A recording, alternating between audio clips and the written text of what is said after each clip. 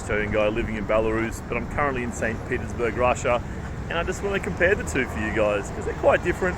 Belarus and Russian culture have some similarities, but they're often thrown in the same basket together, which I guess has a political basis, but in reality they're quite different in a lot of ways, also quite similar. But I'm going to go through some of the differences today. I think Belarus ultimately is still like a town, it's still like a village, it still has this kind of homely, inward looking kind of feel about it. It's a very high trust society. There's no crime there, you can just trust everybody, everyone's honest, everything's cool. But Russia's a bit more fast and furious. There's a bit more going on here. You can mainly trust people, but there's not the same level of trust as there would be in Belarus. There's a lot more volatility. People are less predictable, at least some people are. Whereas in Belarus, people are kind of fairly homogenous in their attitude. There's a lot of social etiquette that people abide by. Whereas here, there's a bit more leeway. You know, people are free to behave a bit more differently. Not many people have to do that, but a lot of people do. So you get a lot more volatile behavior, a lot more random kind of stuff going on. So the volume goes up with certain things and down with others. And of course, St. Petersburg is a tourist town, right? It's a big town, it's a tourist town. You can see behind me here, this is a very touristy area near Hermitage Museum. And there's a lot of people around, and you can hear the accents, the different kinds of accents from different parts of Russia, mainly different genetics. It's just kind of a mishmash, this feeling of a real international city, whereas Minsk doesn't really have that. Minsk has a few Chinese, a few Turks, a few Westerners, but 98% of people you'll see will be Belarusian or some kind of variant thereupon. So here people have a bit of a ticket to be a bit different, and people kind of accept that and whatever, he's doing his own thing over there. In Belarus, in some ways you have this ticket, but in other ways there's this really strict kind of social etiquette that you have to abide by. And I find this very, very interesting. I think that St. Petersburg obviously has a lot of people from a lot of different places, as well as obviously tourists, but just has that draw in from Central Asia, the draw in from surrounding regions, and even as far as Siberia and the eastern region as well. People come here because they're St. Petersburg type people. Whereas Minsk is just like kind of the hub of Belarus. And as I say, that regionally speaking, the cultures don't change that much around Belarus, whereas in Russia they definitely do. Russia's a much more complicated place. There's a lot of obviously regions or oblasts here that are entirely one ethnicity with one religion and so forth. Then you get other more ethnically Russian areas, some more tribal areas. There's a lot more going on here. And St. Petersburg and Russia, they have like just a wider variance of income. There's more poor, there's more rich. It's kind of spread out and people's attitudes adjust accordingly. And what you see in Belarus is everyone's, well not everyone, but almost everyone, like 85-90%, are on a similar salary, they live a similar life, they behave in a very similar way. So you don't get this kind of very wide-ranging class system that you tend to have in Russia. And this shows through in ways that you don't see in Belarus. One common complaint about Minsk is the lack of restaurants, the lack of variance in the restaurants, the lack of good quality international cuisine and so forth. St. Petersburg is definitely more developed in that way. There's a lot more higher quality, authentic kind of foods from around the world, and it's better quality food in general, I would say, than Minsk. And surprisingly, as far as basic food stuff goes, just day-to-day solo man doing his thing kind of food, it's actually a bit cheaper here in St. Petersburg. I would say 15 to 20% cheaper here, but just basic, normal, day-to-day food stuff, which I was kind of surprised about. And also St. Petersburg, people come here for a reason, you know, it's a certain type of person that's attracted to St. Petersburg. More of a, I guess, a liberal or a westernized kind of person. A lot of creatives, this kind of mold, tend to come to St. Petersburg, and definitely there's other cities around the world that tend to have this draw, and this is definitely the place in Russia for this. Whereas Minsk is just a generic capital city. It's the big smoke. It's where you go to the bigger universities. It's where you get a better job.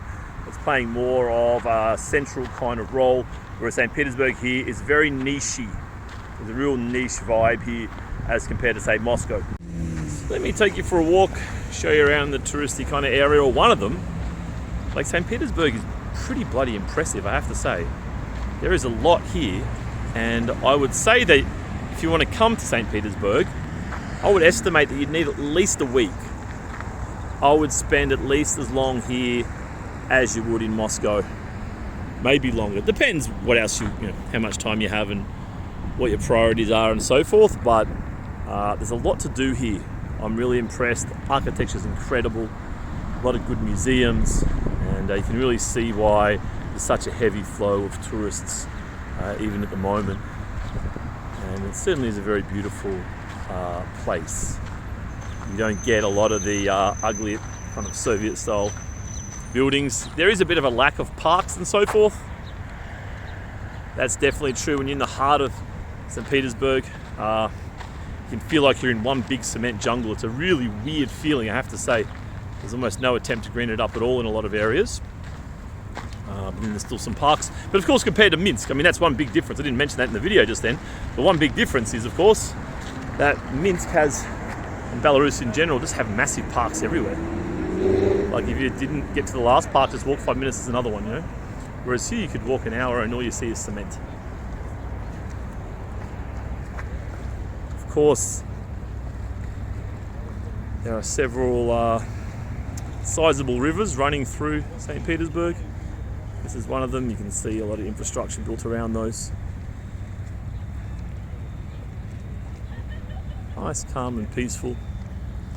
Let's go for a wander this way.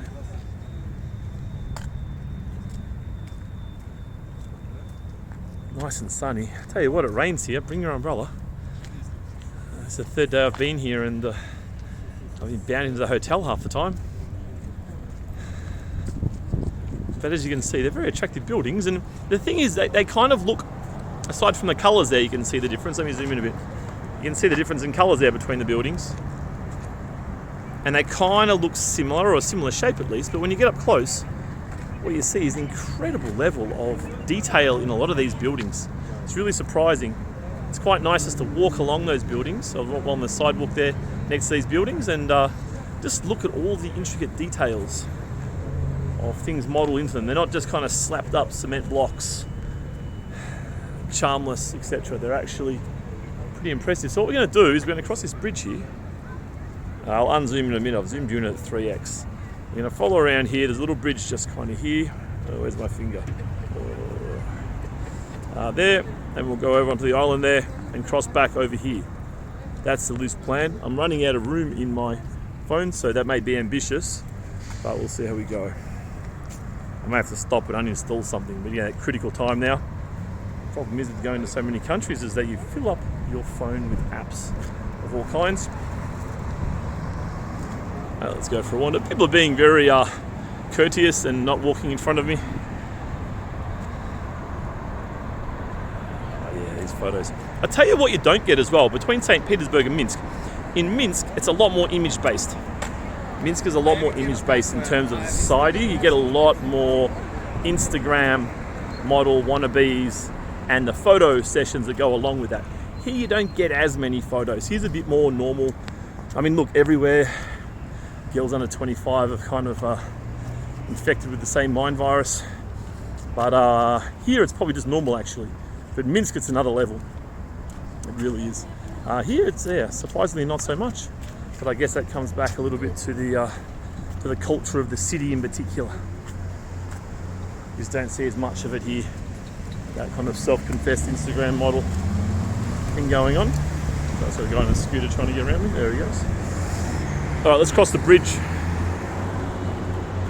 So you can see, I mean, lots of tourists, right? These are all tourists mainly. You can see that they're Russian, but obviously, well, these guys aren't. Well, they might be. That's the interesting thing about Russia. You can often see a guy and you think, oh, he's Chinese, and it's like, you know, ni hao, and he's like, zdravstvuyte. It's like, okay, fair enough. Given the way that the Soviet Union, well, look at that, the way that the Soviet Union kind of allowed/encouraged movement between all the countries within the Union. So you got this mismatch of ethnicities throughout, as you do in the, I was going to say the Stan countries, but Stan means country, so more or less. So in the countries that end with the term or the word Stan, you see a lot of ethnic Russians, as you probably know.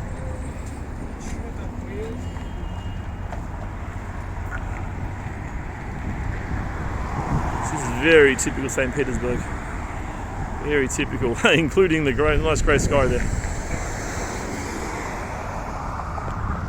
I can see why people become obsessed with bagging their own weather. I feel like I've adopted this part of the Northern European culture.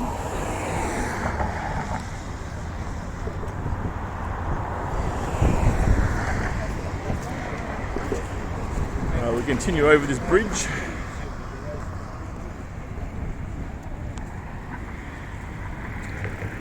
And over onto that little island there. Should be good. Yeah, I met some Russian people in Brest, Belarus. They were from the far east of Russia, Kamchatka, something like this.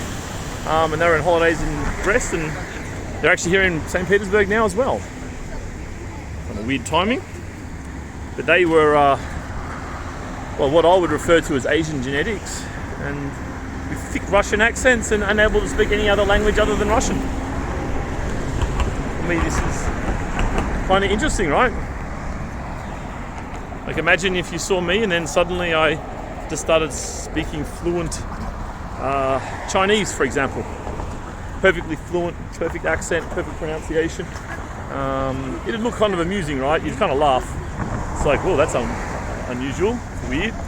Enjoying a bit of boat action here. Yeah, baby. That's kind of how it was. It was like, okay. And I just assumed they might have a bit of English. But they didn't at all. So I chatted to the whole family for like 10 minutes in Russian, which was an interesting experience.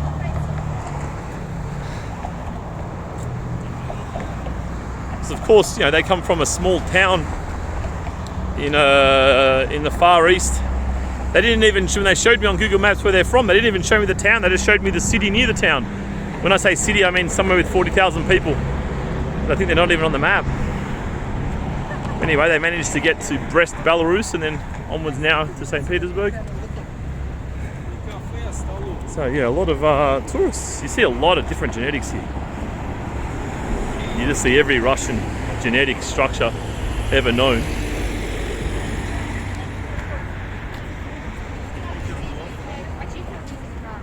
Because of course at the moment the Russians are fairly limited with where they go. At least on the European continent anyway. Once they're outside of Europe they can move around with no change, but at the moment gives them opportunity, I guess, to check out their own country. See, it's quite choppy today. A little bit choppy, a little bit windy. Can be a bit windy here in St. Petersburg. As I say, the weather's often a little bit funny. Well, it has been since I've been here, and then I mentioned it to the local people, and they say, yeah, it's tough going. See, these guys could be from anywhere. Some nice chill out spots to hang out. So this is the heart of, well, when I say heart of tourist area, half the city's heart of tourist area. It's funny living in Belarus, you kind of forget the rest of the world exists. And that is definitely one big difference between the two cities, is in Minsk you feel like you're living in a bit of a bubble. And that has its pros and cons, right? Pros and cons. If you like the culture, it's great. You're largely locked off from the rest of the world, other than the internet obviously, and the effects thereof, which are significant.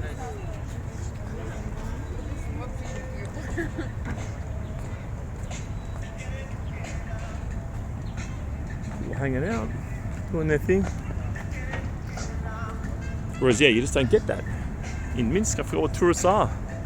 Tourist areas, tourist prices, tourist vibes.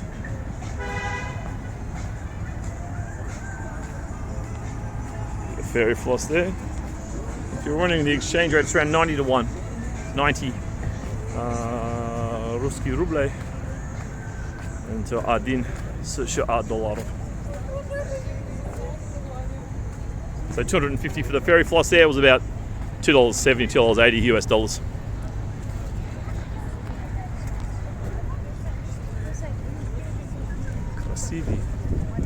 I hope the contrast inside the clouds, I hope that comes up on the camera here. It's in real life, it's looking really beautiful. Really sharp contrast of multiple depths of grey and white there.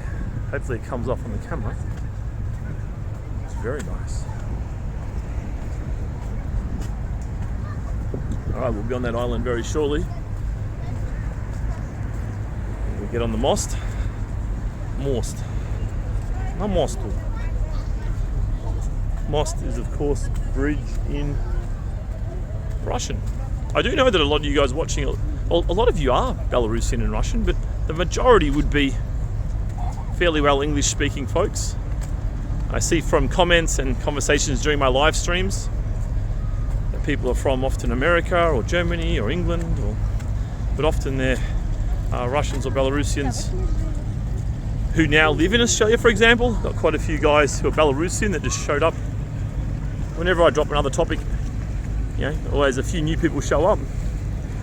And I compared Australia to Belarus not that long ago, and one Belarusian dude living in Queensland showed up. One Belarusian dude, Queensland being the northern state in Australia. One living in Sydney, which of course is the biggest city in Australia. All right, we're almost at the bridge now. But yeah, definitely a common theme is the foreigners. When I say foreigners, I mean foreign to here, which would include me, are generally learning Russian. So most is a bridge.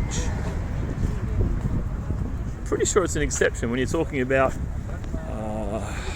on and in. So what's it called? Number 6 Pradesh. Predlogenia. Is it Predlogenia? I think it's Na mostu from memory. Na mostu. On the bridge.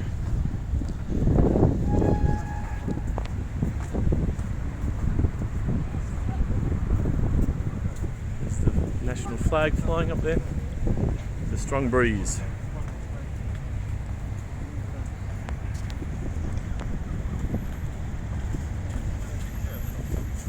So yeah, it feels really weird. It's a funny place, Minsk.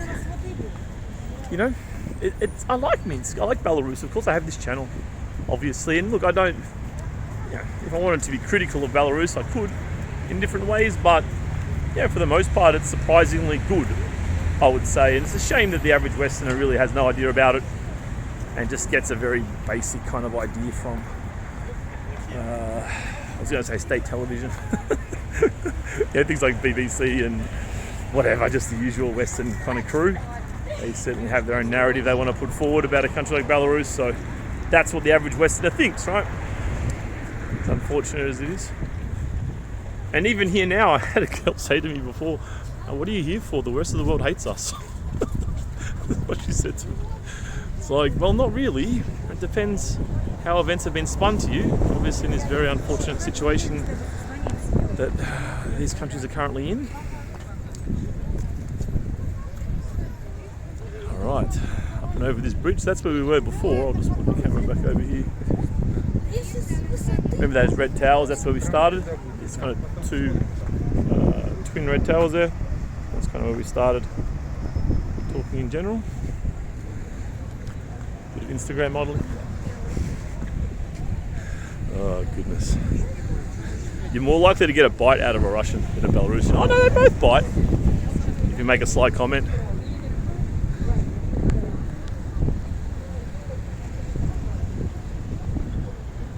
Let's go over here, let's check out this beautiful golden structure here. Maybe we'll do a loop. Do you guys hear that pigeon? Oh man, that thing went so close to my ear. I have to say, there's pretty much a plague of pigeons in Europe at the moment. Let's walk around. I'm getting a bit sick of walking and filming. This is not the first video I've made today, so I might just walk back around this side. You can see where we've come from. Then I'll chuck a Yui and go do something else.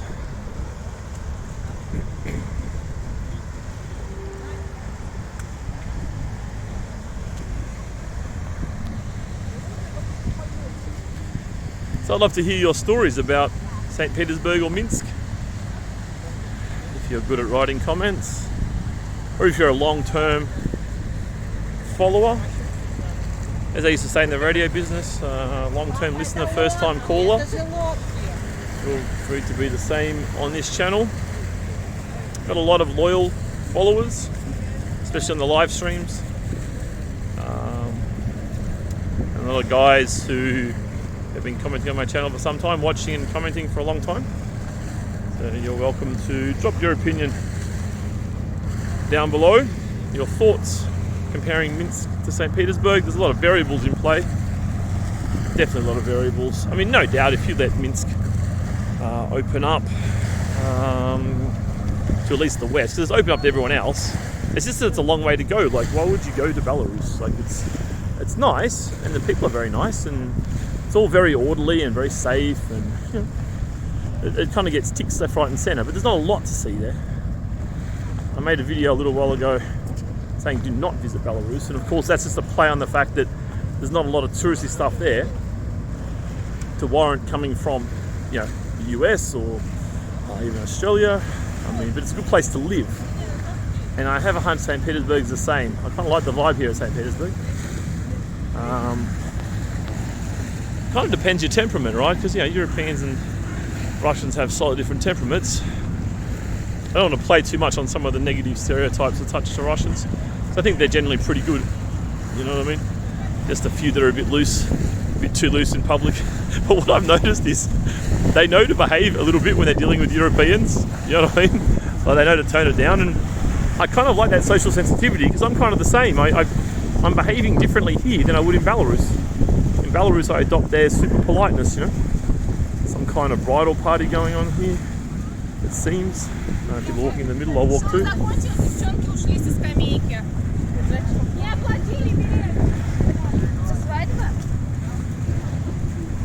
That distracted me quite a bit. What were we talking about this thing? Oh yeah, the Russians are kind of like, oh, it's a foreigner, I'll have to be polite, because that's what they are with each other. You know what I mean? Or this European version of politeness. I mean, it's just a thing. It doesn't mean much. Well, in saying that, they're often very polite with each other too.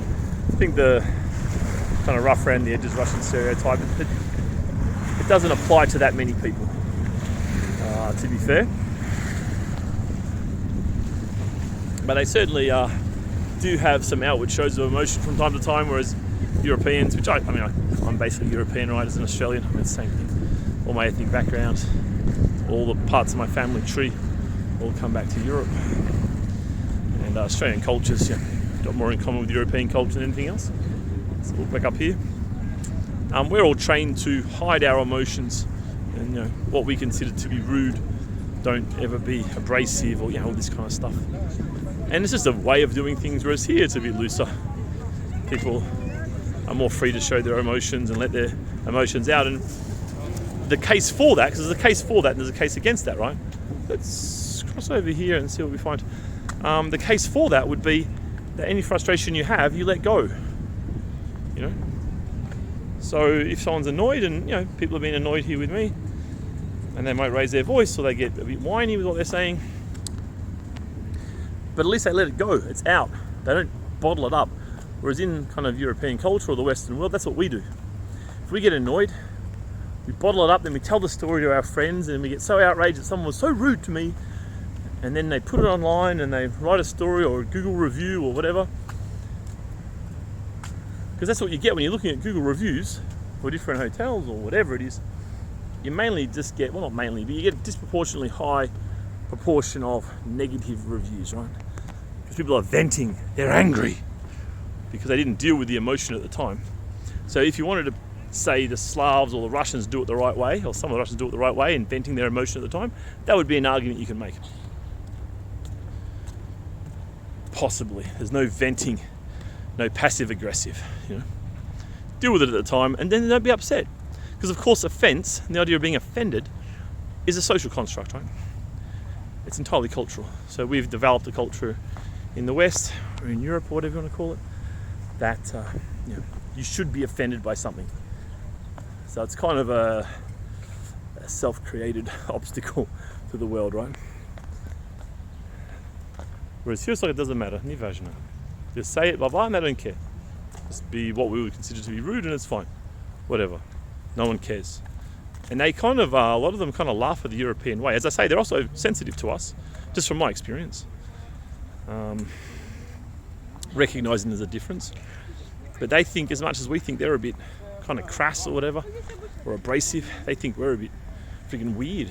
Why are you being so sensitive for? What are you what are you crying about this for? What's wrong with you? Or when people are being like super polite with strangers and whatever, it'd be like, you're just being fake. You don't even know the person. What are you saying, acting like you're someone's friend? You're not going to do anything for them. You're not friends with them. Why are you pretending for? It's dishonest. They'd view it more that way, right? So it's interesting. And unfortunately, I don't think that maybe we understand them as well as they understand us, ironically. Anyway, a few thoughts. As I say, feel free to drop a few thoughts below and stimulate a bit of conversation, because people who watch the channel are got a lot in common with each other. So I often notice this, that someone will drop a comment and then people respond to each other, kind of swapping notes, swapping ideas about the world and culture and everything else.